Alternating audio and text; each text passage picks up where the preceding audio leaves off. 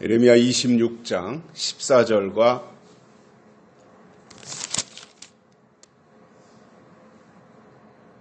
26장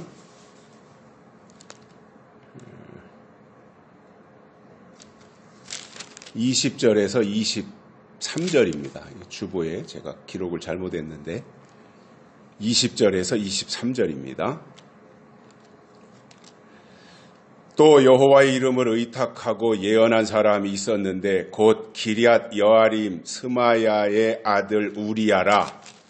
그가 예레미야의 모든 말과 같이 이 성과 이 땅을 쳐서 예언하며 여호야김 왕과 그 모든 용사와 모든 방백이 그 말을 듣고 왕이 그를 죽이려 하매 우리야가 이를 듣고 두려워 애굽으로 도망하여 간지라. 여호야김 왕이 사람을 애굽으로 보내되 곧 악볼의 아들 엘라단과 몇 사람을 함께 애굽으로 보내었더니 그들이 우리야를 애굽에서 끌어내어 여호야김 왕께로 데려오매 왕이 칼로 그를 죽이고 그 시체를 평민의 묘실에 던지게 하였다 하니라. 아멘. 굉장히 추운 날씨였는데 건강히 지내셨습니까? 한 2주 지나고 뵙게 되었습니다. 그동안 날씨가 추워서 이게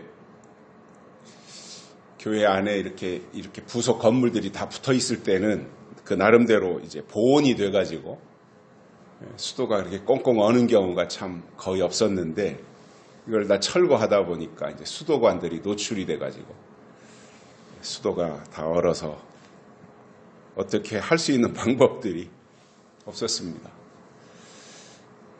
이제 우리가 이곳에서 예배 드릴 수 있는 시간이 오늘과 그리고 다음 주일 2번입니다. 그동안 뭐 날씨가 추워가지고 유튜브로 이제 따로따로 예배도 드리고 했었는데 그동안 하나님이 우리에게 내려주신 그 모든 은혜에 감사를 드립니다. 그리고 이제 우리가 다시 하나님의 뜻을 찾아야 하는데 아브라함이 그랬던 것처럼 아직은 우리가 갈 바를 알지 못하는 상황인데 하나님의 선하신 인도하심을 다시 한번 또 기대를 해봅니다.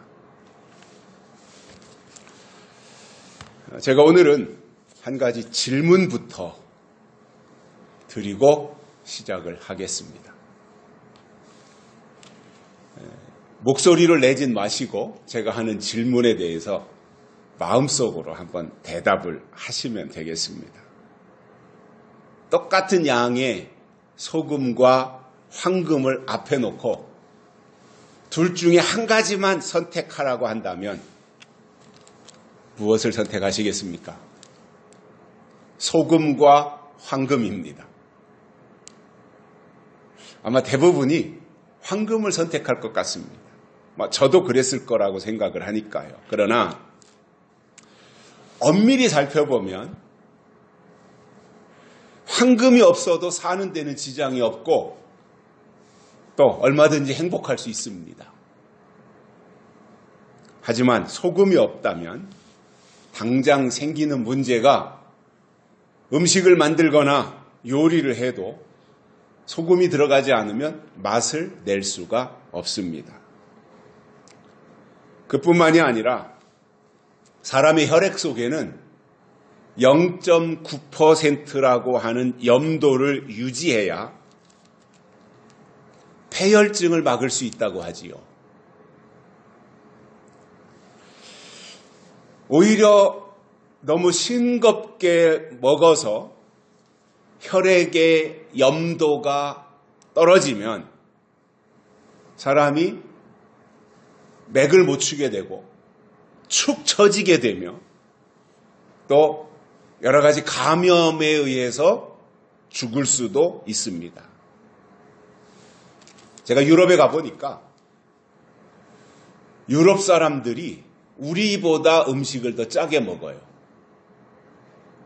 우리 한국 사람들도 뭐 젓갈이라든가 짠지라든가 이런 것들 때문에 음식이 짜다고 하는데 우리보다 유럽 사람들의 음식이 짜요. 스페인 같은 데 가서 먹어보면 물론 야채를 많이 먹고 올리브유라든가 이런 걸 먹으니까 이제 다 중화돼서 괜찮다고는 하지만 단일 식품으로 음식을 먹어보면 우리 음식보다 훨씬 짜요.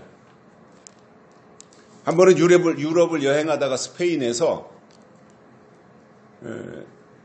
식당에 들어가 우리 일행들하고 저녁 식사를 하게 됐는데 저녁 식사가 늦었어요. 그러니까 이제 배가 고프죠. 근데 그 저녁 식사가 메뉴가 뭐였냐면 비프 스테이크였어요. 소고기. 배고픈 데다가 이제 고기가 나오니까 야채하고 나오니까 이제 먹기 위해서 딱 한 점을 잘라가지고 입에다 넣었는데 굉장히 짰어요. 그러니까 배고팠는데 맛있을 것으로 기대하고 한 점 떼서 입에 물었는데 짜니까 아주 이제 기분이 팍 잡치는 거잖아요. 그 정도로 유럽 사람들의 음식이 짰다 이런 기억이 있는데 왜냐하면 그 사람들은 소금의 중요성을 알고 있습니다. 몸 안에 염도를 어떻게 유지해야 될 것인가. 물론 이제 더운 지방이니까 염분을 더 많이 섭취한다 그런 것도 있겠지만 몸 안에 건강을 유지하는 데 필요한 기본 염도를 유지하는 것이 중요하다. 이것도 그 사람들은 알고 있습니다. 그래서 이 소금이라고 하는 것은 저는 뭐 단순히 싱겁게 먹는다 이게 중요한 것이 아니라 적정한 염도를 유지해서 섭취해야 된다 이렇게 보는 사람인데 왜냐하면 우리 몸의 모든 물질을 각 세포로 운반하는 데 필요한 것이 염분이에요. 음식을 먹으면 위장에서 소화해가지고 그것을 온 몸에 필요한 영양소로 공급을 해야 되는데 그것을 운반하는 역할을 하는 것이 소금이고 또 우리 세포 안에는 노폐물들이 또 있잖아요. 그 노폐물들을 신장, 콩팥으로 이동을 해서 몸 밖으로 배출하는 중요한 역할을 하는 것이 또한 소금이에요. 그래서 우리 몸에 염분이 부족하면 0.9%라고 하는 이 염도를 유지하는데 그것이 부족하면 신진대사가 원활하지 않게 되기 때문에 암이 발생할 수 있고 당뇨병도 발생하기도 하고 폐혈증 등의 질병이 나타나는 치명상을 입게 될 수 있다라는 겁니다.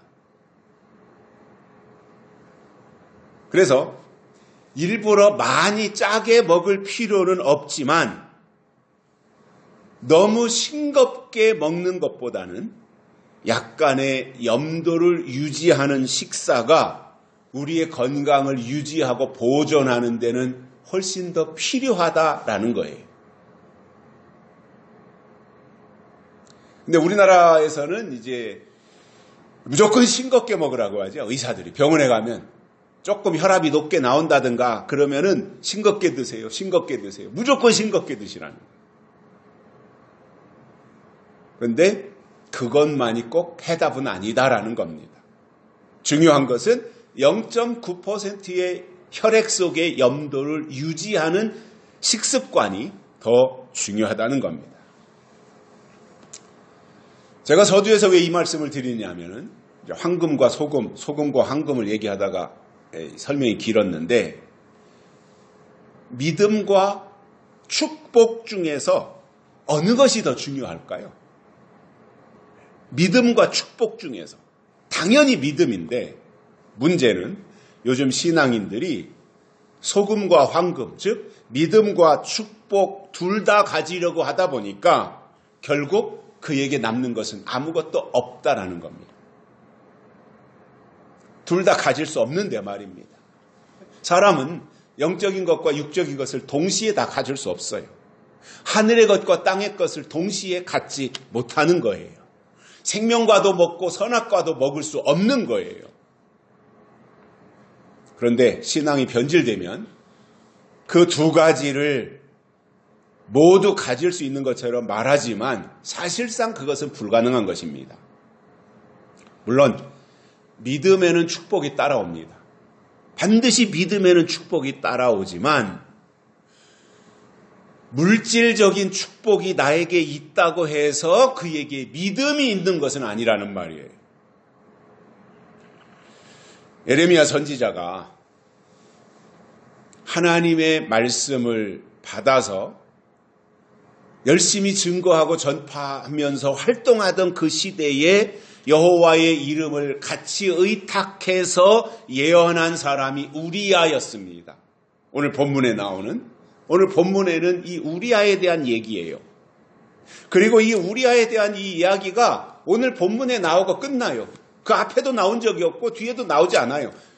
26장 이 뒷부분에서 예레미야의 뒤를 이어서 우리야가 잠깐 나왔다가 사라지는 거거든요.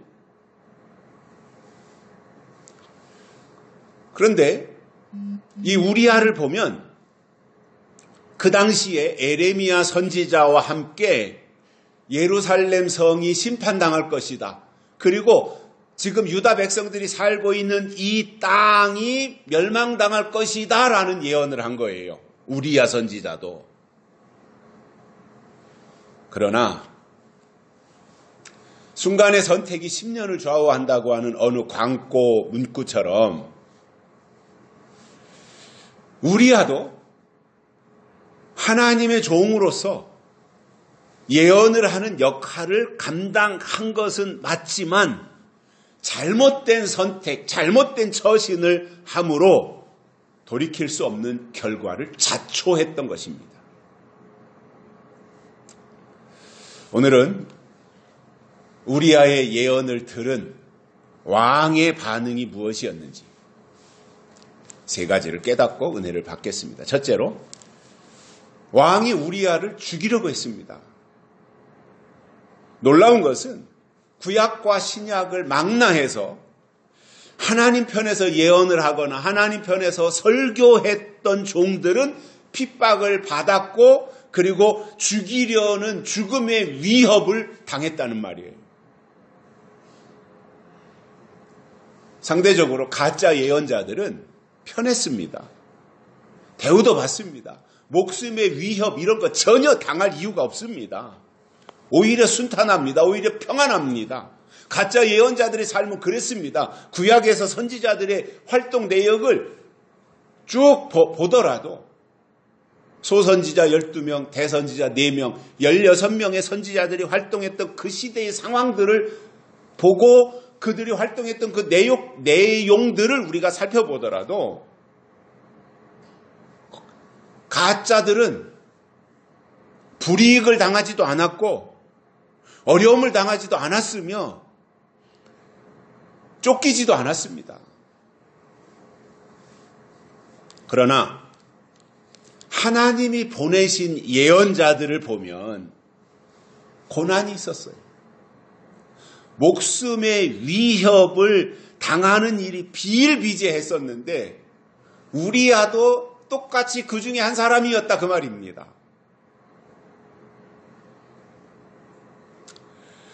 동물이든지 아니면 사람이든지 모든 생명체는 본능적으로 생명의 위협을 느꼈을 때 뭔가 거기서 벗어나려고 하는 본능적인 시도가 있습니다. 그런 상황 속에서 우리야라고 하는 이 사람도 선지자였는데 아마도 자기가 예언한 것에 대해서 백성들이나 방백들이나 왕으로부터 어떤 위협을 당하고 있고 잡혀서 내가 붙잡혀가면 죽을 수 있다고 하는 생각에 두려운 마음이 들었던 거예요. 이게 우리야예요. 아마 소심했던 사람이었나 봐요.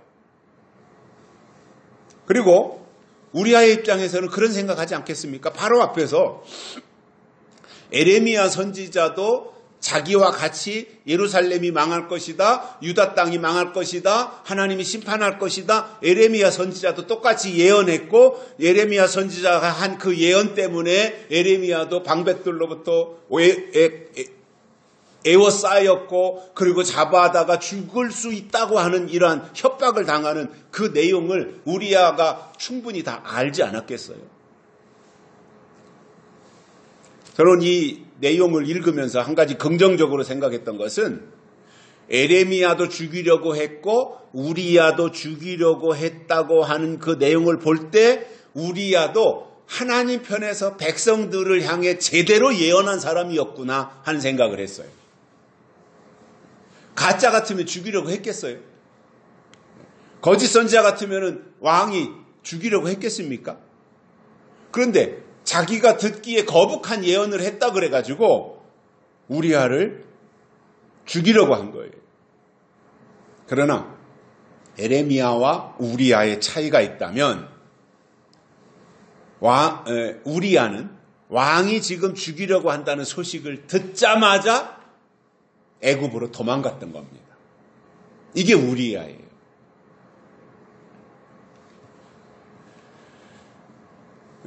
에레미야서를 통해서 우리가 처음 만나는 이 우리야에 대해서 잠깐만 살펴보면 에레미야 선지자와 함께 동시대에 활동했던 하나님의 종이었고요. 에레미야와 마찬가지로 예루살렘과 유다 백성들을 향해서 하나님의 심판을 경고하는 예언을 했었는데 그것이 유다 왕 여호야김과 백성들의 심기를 건드렸던 거예요. 여호야김 왕의 심기를 건드렸고 백성들을 불편하게 한 거예요. 왜 그따위 예언하느냐 이거예요.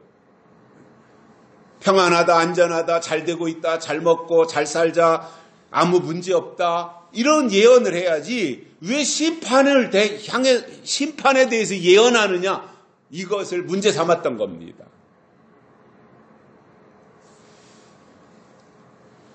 우리야는 왕이 그의 예언을 듣고 크게 분노해서 죽이려고 한다는 소식을 듣자마자 곧장 애굽으로 도망간 것이 우리야에게는 치명적인 화근이 됐던 겁니다. 화가 머리끝까지 치솟은 여호야김 왕은 우리야를 잡으려고 보니까 벌써 애굽으로 도망갔다고 하는 소문을 듣고는 훈련된 사람들을 애굽으로 보냅니다. 우리야를 잡아오라는 겁니다. 그래서 애굽으로 간 이 사람들이 수소문 끝에 우리야가 어디 있는지 알고 찾아가서 현장에서 우리야를 체포해가지고 유다로 다시 데려왔던 거예요.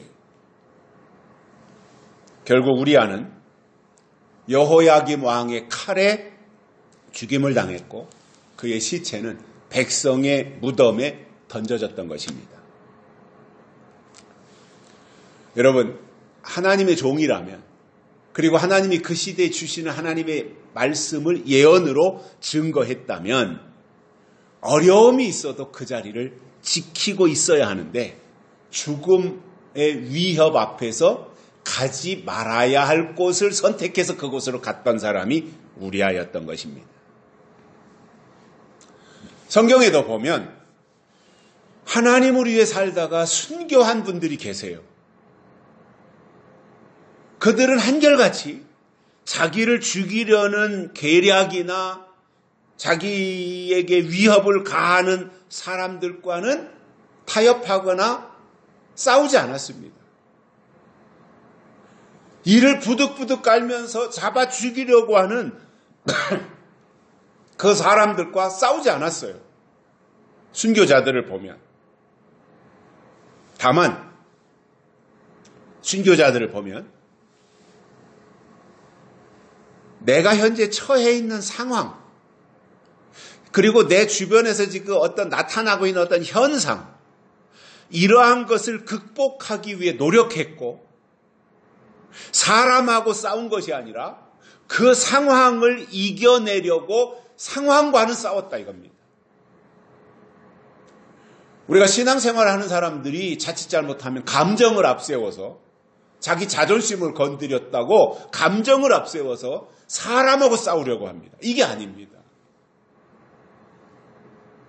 사람하고 싸우는 것이 아니라 상황하고 싸우는 거예요. 그리고 그 상황을 이겨내고 상황을 극복하는 거예요. 그것이 그렇게 상황을 이기고 상황과 싸우기 위해서 몸부림치다가 설령 내가 목숨을 잃더라도 사람하고 충돌하는 것이 아니라 내 현재 만난 상황 속에서 내가 그 상황을 이겨내기 위해서 몸부림치는 그 모습, 그것을 하나님이 보고 계셨던 겁니다. 룻기에 보면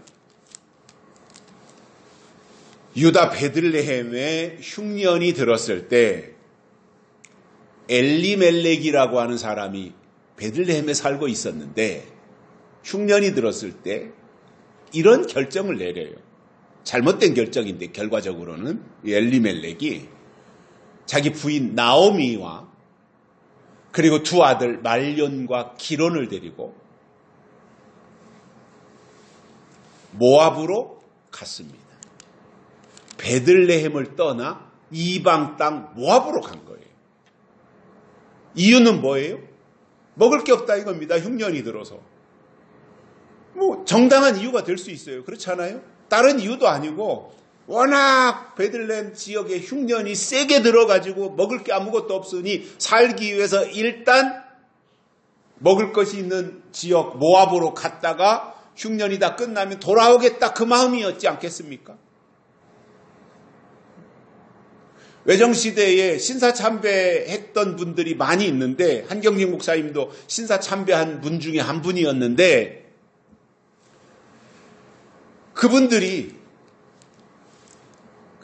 일본 경찰이나 이런 사람들 앞에서 워낙 고문이 있고 어려우니까 내가 하나님 앞에서 내 신앙을 변절하거나 신앙을 배신하는 것이 아니라 상황이 이렇게 어려우니까 내가 잠시 신사참배하고 이 고통이 끝나면 내가 다시 하나님을 지지하고 하나님을 위해서 살겠습니다 라고 하는 생각할 수 있습니다. 어떻게 보면 그것이 더 합리적이고 요령이라고 생각할 수도 있습니다. 흉년이 들어서 먹을 것을 찾아 갔다가 흉년이 끝나면 돌아오겠다고 하는 그 마음 누구나 가질 수 있는 생각들이었습니다.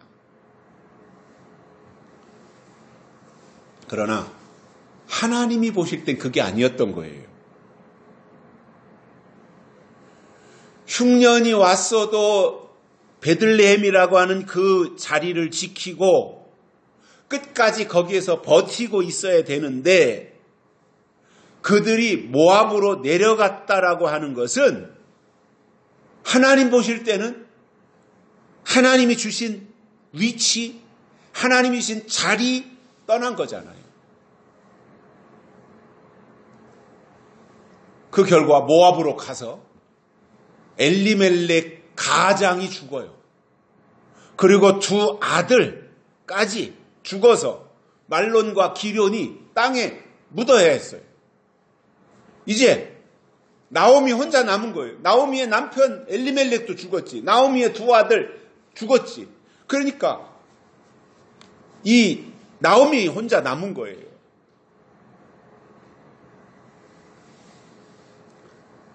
그러면 왜 이 집안에 이런 일이 생겼던 거예요? 베들레헴에 살던 사람은 아무리 거기에 흉년이 들고 먹을 것이 없어서 힘들다고 할지라도 모압으로는 가지 말았어야 됐던 거죠. 가서는 안 되는 곳 또는 가지 말아야 할 곳으로 간 결과 그 가문이 풍비박산이 났던 겁니다. 여러분, 우리가 믿음을 말하는데 교회는 믿음을 빼놓고는 말이 성립되지 않을 정도로 믿음에 대해서 말을 많이 하고 있고 우리 교회도 똑같이 믿음 그 이상 다른 데서 하는 것 그 이상으로 우리도 믿음에 대해서 많이 강조하고 있는데 사실상 믿음이 뭐예요? 제가 지난 수요일 날도 우리 노회에 있는 후배 목사님하고 만나가지고 얘기하면서 믿음에 대한 이야기를 했어요.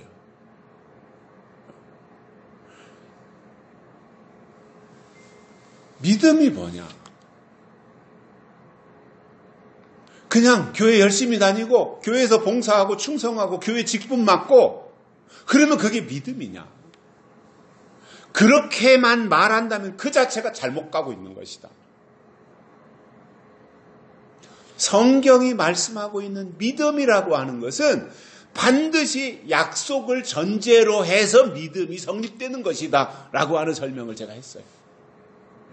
구체적으로 그 다음 얘기는 안 했어요. 즉 약속이 있어야 믿음이 있다라고 하는 말, 우리가 하나님을 믿는다고 하는 것은 하나님 주신 약속을 믿는 것이다라고 하는 그 다음 말, 결국 하나님이신 약속이 없으면 믿음도 없는 것이다라고 하는 그 말은 안 했지만,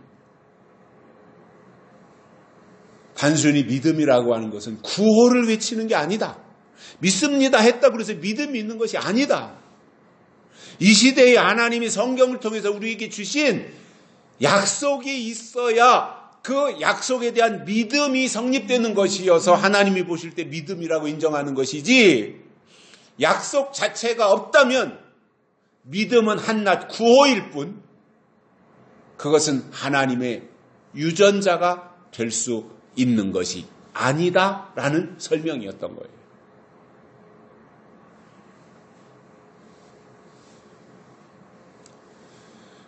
하나님이 주신 약속이 있으면 그것을 견고하게 붙잡고 어떤 어려움이 있더라도 포기하지 않고 그 자리를 지키며 베들레헴을 지키든지, 아니면은 우리아가 애굽으로 갈 것이 아니라 하나님이 주신 그 예언의 자리를 지키든지 그렇게 했어야 된다는 거예요.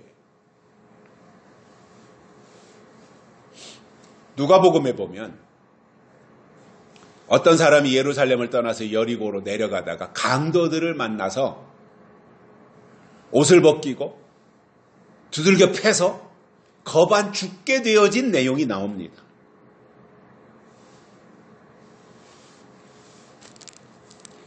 예루살렘에 살던 사람이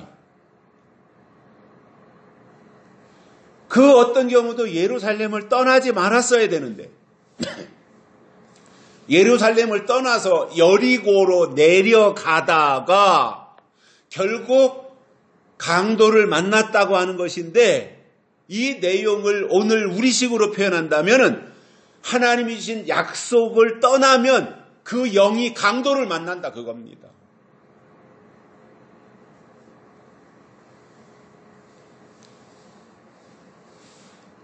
우리아는 여호와의 이름을 의탁하며 예언을 할 정도였으니 진짜 선지자였던 것은 맞아요. 이 우리아 하나님의 종이었던 것은 맞아요.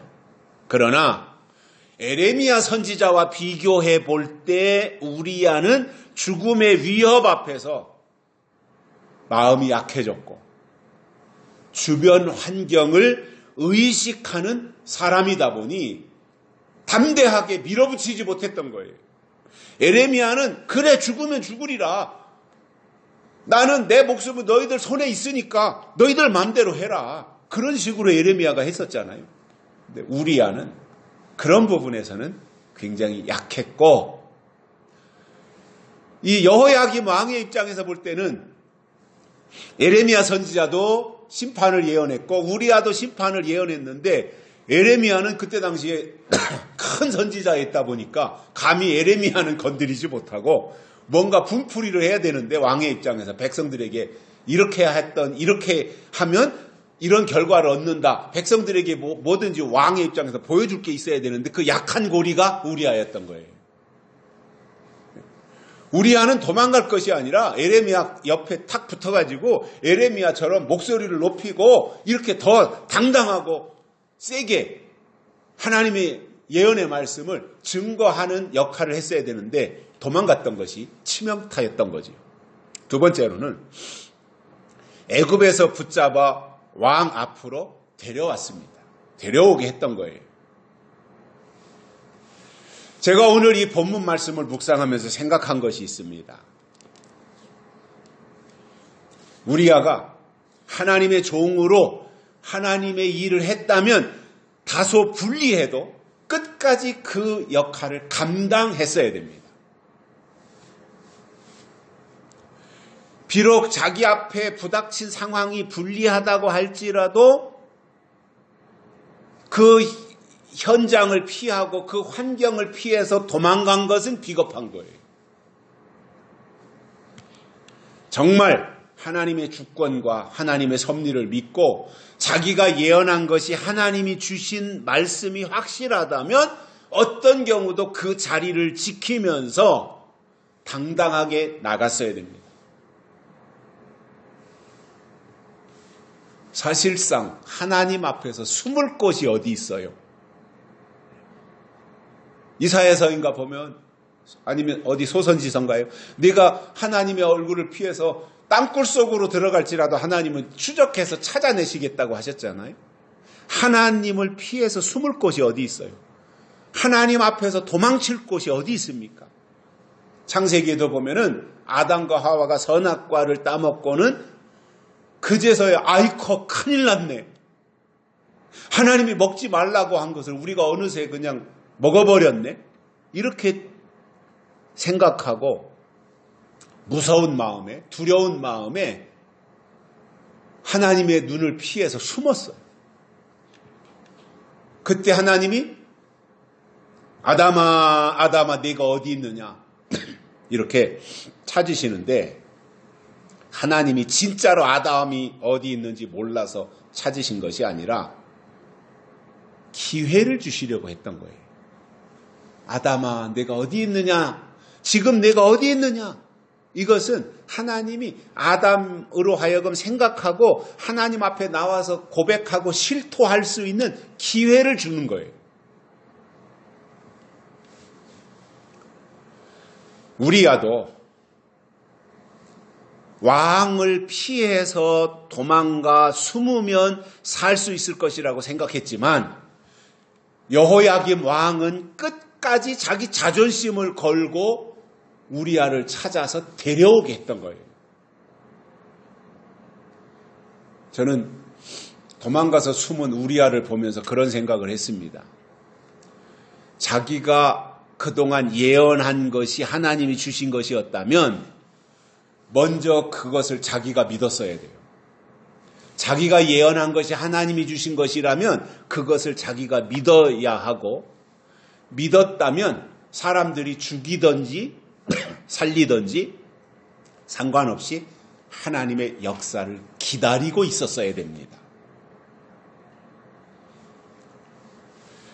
그리고 자기가 증거하는 것이 하나님이 주신 것이 확실하고 그것이 옳았다면 묵묵히 자기 자리를 지키며 자기 역할을 감당했어야 됩니다. 그러나 우리야는 예언은 했지만 동시에 사람들의 반응에 대해서 자유롭지 못했어요. 그리고 사람들의 반응을 의식하다 보니까 결국은 도망가는 방법을 선택하는데, 안타깝게도 저는 이러한 우리야의 태도 속에서 결국 우리야는 하나님의 역사를 믿지는 않았다라는 결론을 내리게 되더라고요. 하나님이 부르시고 하나님이 세우셔서 하나님의 예언을 증거하기는 했지만 목숨의 위협 앞에서 그 속에서 역사하시는 능력의 하나님에 대한 믿음은 가지지 못했던 거예요. 우리나라만 보더라도 전국에 수많은 설교자들이 있습니다.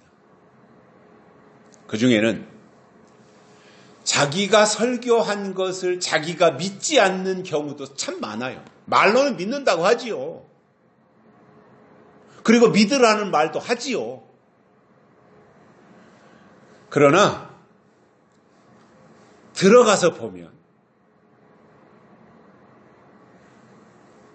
내가 말한 것을 말로는 그렇게 했는데 내가 말한 것을 내가 말로 하는 것만 부정하는 것이 아니라 말은 그렇게 해놓고 행동을 다르게 하면 그것도 부정하는 거예요.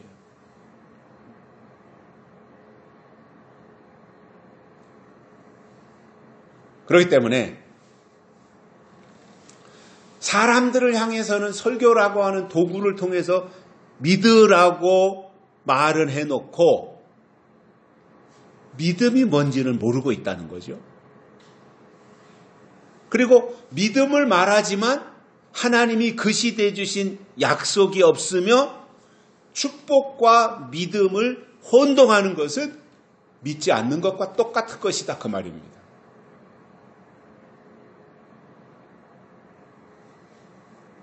바울은 로마서 8장에서 그리스도인들의 고난에 대한 이야기를 합니다. 그리고 바울의 결론이 고난에 대한, 그리스도인들이 감당해야 될 고난에 대한 결론이 뭐였냐면 십자가가 없이는 면류관도 없다라는 거였어요. 십자가가 없으면 면류관도 없다. 그러니까 그리스도인에게 당연히 십자가가 있어야 된다, 있다라는 이야기잖아요. 그것에 대해서 예수님은 마태복음에서 나를 따르려거든 자기를 부인하고 자기 십자가를 지고 나를 따르라, 이렇게 말씀하셨어요. 그런데 그러한 것들에 대해서는 말하지 않고 예수님을 따르기 때문에 감당해야 될 고난, 예수님을 따르기 때문에 짊어져야 될 십자가, 이런 것에 대해서는 말하지 아니하고 잘 됩니다, 예수 믿으면 잘 됩니다, 신앙생활하면 잘 됩니다, 하나님이 축복하십니다, 이렇게만 말할 때 그것은 함량 미달이고 그것은 불신과 같은 말이라는 거예요.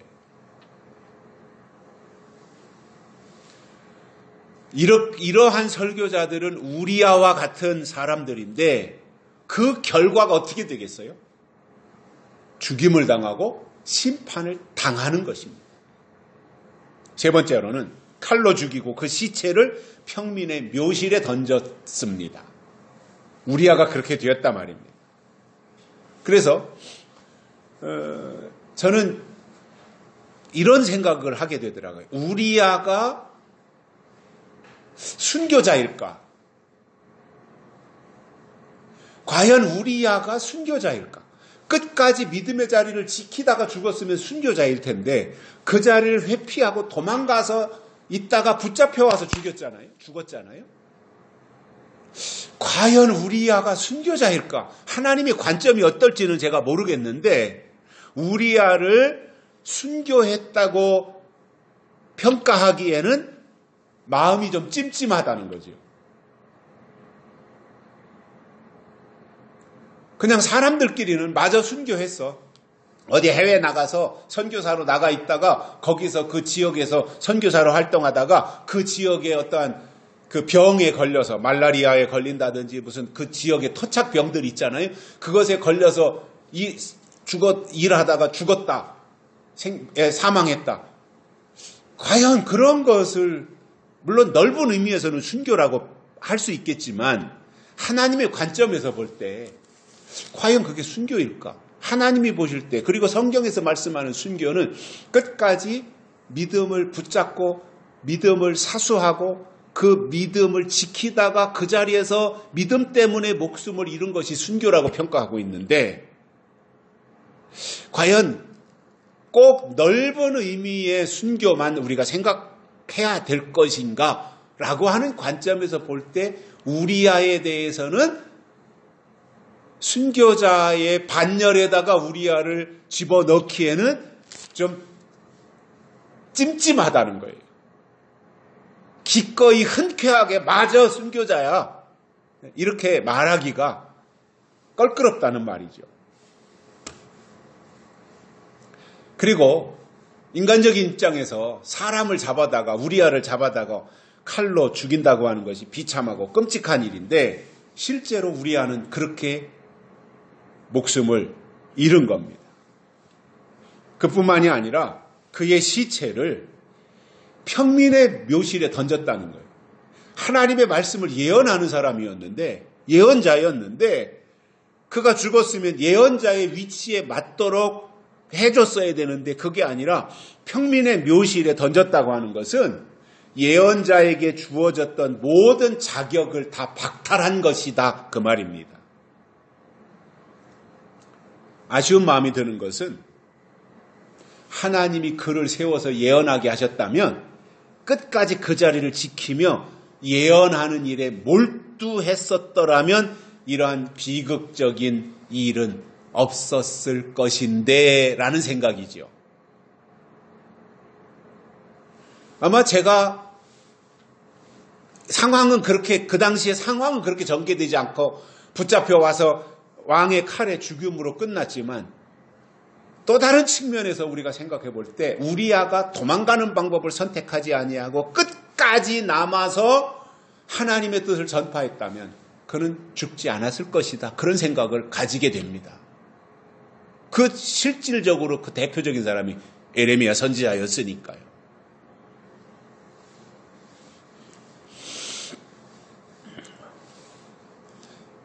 누군가를 하나님이 부르셔서 예언자로 세우신다는 것은 하나님을 대신해서 말하는 하나님의 입이 되라는 말입니다. 예언을 한다고 하는 것은 하나님의 입이라는 말입니다.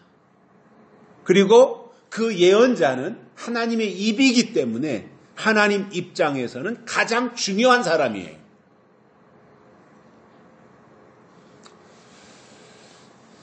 우리아가 여기까지 생각을 했다면 위기 앞에서 더욱 하나님을 의지하고 하나님의 입으로서의 역할을 감당했을 것입니다.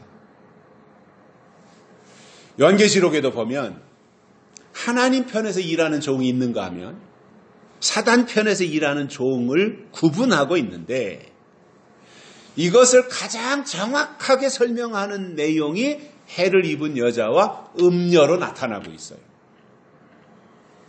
해를 입은 여자는 하나님께 속한 교회를 의미하고 장차 철장으로 만국을 다스릴 남자 아이를 낳는 역할을 하는 교회를 말합니다. 그러나 음녀는 사단에게 속한 교회예요. 그리고 하나님께로 가야 될 영혼들을 다 사로잡아가지고 미혹해서 적그리스도에게로 방향을 틀어 끌고 가는 역할을 하는 것이 음녀입니다. 자, 그러면 신앙이 영적이라면 그리고 신앙이 정상적으로 하나님의 인도하심 속에서 성장했다면 내가 소속해서 섬기는 교회가 어떤 교회인지 해를 입은 여자와 같은 역할을 하는 교회인지 아니면 음녀와 같이 변질된 육적인 교회인지 이것을 분별해내야 됩니다. 왜냐하면 음녀의 역할을 하는 교회에 소속을 두고 있으면 그는 절대로 다시 오시는 예수님을 맞이할 수 없고 천년왕국에도 들어가지 못합니다. 음녀에게는 그러한 권한이 없습니다. 이 음녀는 겉으로 보면 치장을 해서 화려하게 하고 선악과처럼 보암직하고 먹음직하게 보일 수도 있어요. 또한 이 음녀는 미혹하는 것이 목적이기 때문에 수단 방법 가리지 않고 인정사정도 봐주지 않는 것이 음녀입니다. 이런 음녀를 분별하는 것이 믿음이고 이러한 믿음을 하나님께로부터 선물로 받았으면 겉으로 보이는 어떠한 것에 마음을 뺏기지 말고 속을 들여다보고 그 내용을 보면서 하나님의 약속에다가 비중을 두고 가게 되어 있는 거예요. 믿음의 사람들이 조금 불리하다고 도망을 가겠으며 자기 마음에 들지 않는다고 약속의 말씀을 거절하고 떠나겠습니까? 에스더처럼 오히려 죽으면 죽으리라고 하는 일사각오로 하나님의 뜻이 이루어지기를 기다리며 그것을 위해 살아가는 사람이 되지 않겠습니까? 저는 이 예레미야 26장을 보면서 이 26장에 나오는 에레미야 선지자와 우리아를 보면서 이 둘은 똑같은 하나님의 선지자였고 나가서 백성들과 왕을 향해서 심판을 예언했으며 둘 다 죽이려는 의도가 있었지만 에레미야는 그 앞에서도 당당했지만 우리야는 주눅이 들었던 거예요. 그 차이가 컸던 겁니다. 물론 그 시대에 하나님이 보내신 종들은 막무가내로 막 무대뽀로 이렇게 날뛰고 무례하게 행동하면 안 되지만, 그러나 당당할 수는 있고 떳떳할 필요는 있으며 주변의 상황보다는 본질에 집중할 필요가 있습니다. 그러나 우리야는 그렇지 못하고 선지자임에도 불구하고 오히려 왕을 피해서 도망이라고 하는 방법을 선택해서 하나님의 영광도 가렸고 또 왕에게 죽임을 당하는 수모를 겪어야 했던 것입니다. 여러분, 하나님이 부르신 것이 정말 확실하다면 위기나 위협 앞에서 도망가거나 몸을 움츠릴 것이 아니라는 거지요. 오히려 하나님이 주신 그 말씀을 붙잡고 하나님의 뜻과 법을 말하면서 하나님의 도우심을 기대했어야 되는데 도망간 것은 치명적인 잘못이었던 겁니다. 요나라고 하는 선지자도 똑같지 않습니까? 하나님이 가라고 한 곳으로 가지 않고 엉뚱한 자기가 가고 싶은 딴 곳으로 갔잖아요. 그러니까 그것도 피해서 도망간 거지요. 그 결과 그 요나 선지자도 얼마나 풍랑을 만나서 고생했으며 그 배에 같이 타고 있던 사람들도 고생이라는 고생은 다 하고 그리고 그 배에 있던 물건을 다 바다에다가 버려야 됐으니까, 왜냐하면 그 물건을 다 가지고 있다면 배가 침몰할 것 같으니까 이러한 엄청난 손해를 다 겪어야 했던 거예요. 요나 한 사람 때문에 그랬던 거죠. 하나님의 뜻을 피해서 엉뚱한 곳으로 간 요나 때문이었던 거죠. 요나나 우리야나 예루살렘 떠나서 여리고로 내려간 사람이나 아니면 이 룻기에 나오는 이 가정이나 집안이나 다 똑같은 사람들이었던 겁니다. 하나님의 사람은 어렵더라도 있어야 될 그 자리를 지켜야 됐던 거예요. 상황은 그럴지라도 내 중심은 하나님께 있어야 되는 거죠. 결론으로 우리야는 하나님의 일을 하다가 목숨의 위협 앞에서 도망갔지만 이 시대에 약속의 말씀으로 부르심을 받은 하나님의 사람들은 하나님께 사로잡혀서 도망자가 아니라 오히려 선구자로 앞장서서 하나님의 뜻을 이루어드리는 일에 쓰임받는 종들이 되시기를 주의 이름으로 축복합니다. 살아계신 하나님 감사합니다. 오늘 또 불러주시고 말씀을 주셔서 감사를 드립니다.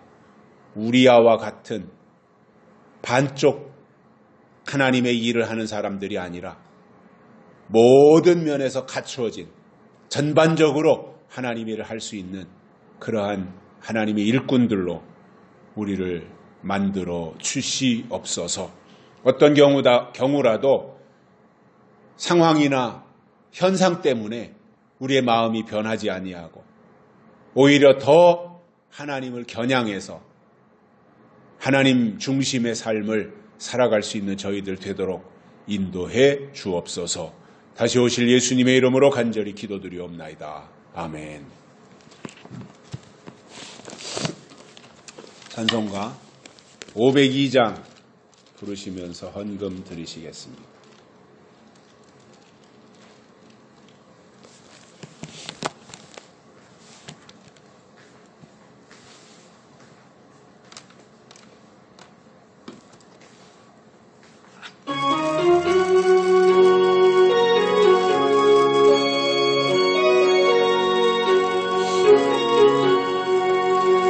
산을 넘어 엄곡에 가도 비가운 뒤로 걸어가면 주께서 항상 지키시기로 약속한 말씀 편치 않네.